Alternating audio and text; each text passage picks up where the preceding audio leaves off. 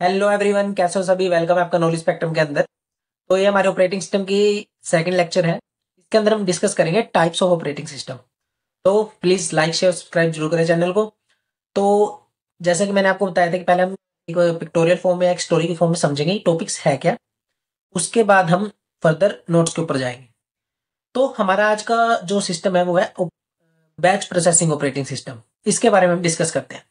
तो देखो भाई, जब बैच प्रोसेसिंग ऑपरेटिंग सिस्टम आया क्यों, पहले तो हम इसके बारे में डिस्कस करते हैं। तो जो 1960 के अंदर जो कंप्यूटर सिस्टम थे ना वो बहुत ही नॉन इंटरेक्टिव थे। 1960 के अंदर जो कंप्यूटर सिस्टम थे वो नॉन इंटरेक्टिव, मतलब उनके साथ इंटरेक्टिव नहीं कर सकते, इंटरेक्टिविटी नहीं थी इतनी ज्यादा। तो इनपुट कैसे लेते थे, जब इंटरेक्शन ही नहीं होगी तो इनपुट कैसे लेंगे। तो उस समय यूज करते थे हम पंच कार्ड का। अब पंच कार्ड क्या है? पंच कार्ड कुछ नहीं, एक पीस ऑफ कार्ड है जो क्या करता है, डिजिटली फॉर्म में डाटा को लेता है। ठीक है। और उसके बाद कहते हैं उसके अंदर कुछ पंच होल्स होते हैं जो डाटा को स्टोर करते हैं, कंट्रोल करते हैं। तो ये तो बात होगी उसकी। अब जो हमारा डाटा पंच कार्ड के आया, बहुत सारे input of data punch card के अंदर आया, तो एक डेक ऑफ कार्ड बन गया, एक गट्ठा सा बन गया कार्ड का। अब कार्ड रीडर क्या करेगा, उन पंच ऑफ कार्ड को रीड करेगा। अब यहाँ पे आता है पंच बैच प्रोसेसिंग ऑपरेटिंग सिस्टम का। क्यों आया बैच प्रोसेसिंग ऑपरेटिंग सिस्टम? तो पंच ऑफ कार्ड में क्या होता था, जब हमारा कार्ड रीडर लेता था तो इसमें क्या था, सीपीयू हमारा आइडल रहता था क्योंकि बार बार उसको प्रोसेस चेंज करनी पड़ती थी। अगर मैं एक एग्जाम्पल के रूप में लो इसको, तो मान लो क्लास के अंदर 6 बच्चे मान लो। ठीक है। दो ने सी लैंग्वेज में प्रोग्राम लिखा, दो ने सी प्लस प्लस में लिखा, दो ने जावा के अंदर लिखा। तो जब वो जाता था उसके अंदर तो बार बार कंपाइलर को चेंज करना पड़ता था, सी का अलग कंपाइलर, सी प्लस प्लस का अलग और जावा का अलग। तो इससे क्या होता था, सीपीयू हमारा आइडल रहता था। अब कोई बंदा खाली बैठे, आइडल बैठे, तो हम नहीं देख सकते। तो सीपीयू आइडल ना बैठे, उसी ड्रॉबैक को रिमूव करने के लिए हमने बैच प्रोसेसिंग ऑपरेटिंग सिस्टम को यूज किया। अब जब बैच प्रोसेसिंग ऑपरेटिंग सिस्टम आया, एज अ नेम सुजेस्टिव कि बैच बना दिया हमने, अलग अलग प्रोग्राम का बैच बना दिया। सी लैंग्वेज का अलग बैच बना दिया, सी प्लस प्लस में अलग और जावा में अलग। तो पहले क्या होता था कि C, C plus plus, C plus plus, Java, ऐसे। तो ऐसे डिफरेंट डिफरेंट प्रोग्राम आते थे, बार बार कंपाइलर चेंज करने की जरूरत पड़ती। बट अब जब हम अपने प्रोग्राम को रन कराएंगे, एग्जीक्यूट कराएंगे, तो उसमें क्या, हमने एक बैच बना दिया उसका कि भाई ये जो भी प्रोग्राम है उनका अलग बैच है, इसका अलग बैच है, इसका अलग बैच है। तो वो क्या होता था, एक बारी में बार बार कंपाइलर को चेंज करने की जरूरत नहीं होती थी। तो इससे हमारा क्या होता था, जो सीपीयू है वो आइडल नहीं बैठता था और फास्टर एग्जीक्यूशन होता था। और इसमें क्या दिक्कत थी कि सेकंड प्रोसेस जब ही आएगी जब फर्स्ट प्रोसेस एग्जीक्यूट होगी। तो ये एक ड्रॉबैक भी हो सकती है इसकी। तो बेसिकली इसीलिए बैच प्रोसेसिंग ऑपरेटिंग सिस्टम का यूज हुआ था। अब सीपीयू आइडल का मतलब तो आप समझोगे, सीपीयू खाली ना बैठे।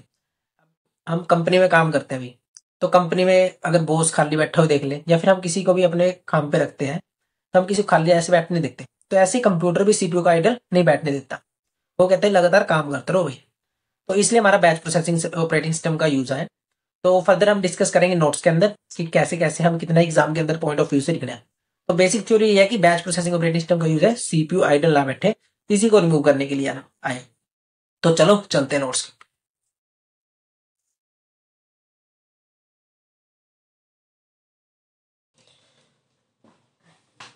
हाँ जी, तो चलते हैं नोट्स की तरफ।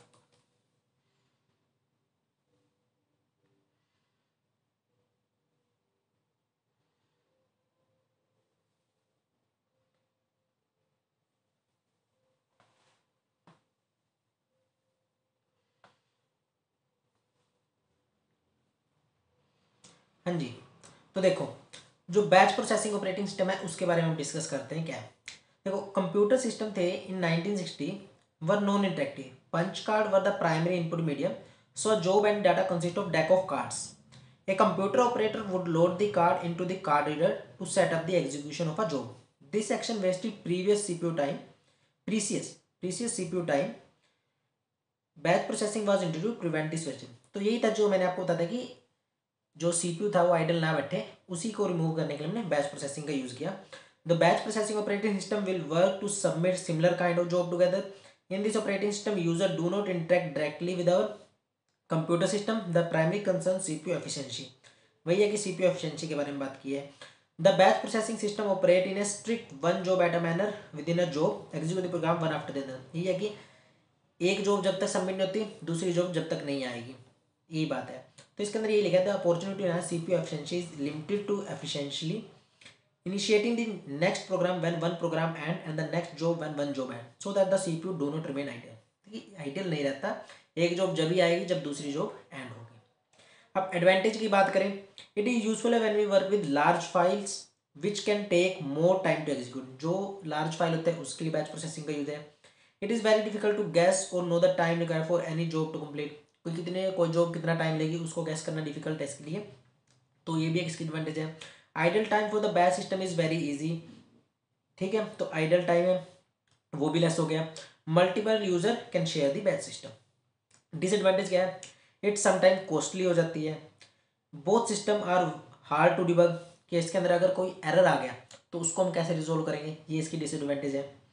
The other job will have to wait for unknown time. दूसरी जॉब मान लो कोई प्रोसेस है वो चल रही है अभी और उसको पता नहीं कितने टाइम तक वेट करना है, और कोई जॉब फेल भी होगी तो उसके बारे में उसको नहीं है। Once the job is submitted the user did not have any interaction with it. हमें पता है कि बैच सिस्टम के साथ हमारा इंटरेक्शन नहीं होता, अगर कोई जॉब सबमिट होगी तो इसके बारे में हमें पता नहीं चलेगा। तो ये था इसके बारे में सारा। तो देखो भाई, वीडियो क्वालिटी थोड़ी कम हो सकती है, अभी स्टार्टिंग है, तो आपका सपोर्ट मिलता रहा तो हम डिजिटल बोर्ड पे भी आएंगे। तो बने रहिए, लाइक शेयर और सब्सक्राइब जरूर करें, और मिलते हैं नेक्स्ट वीडियो के अंदर। Thank you all of you.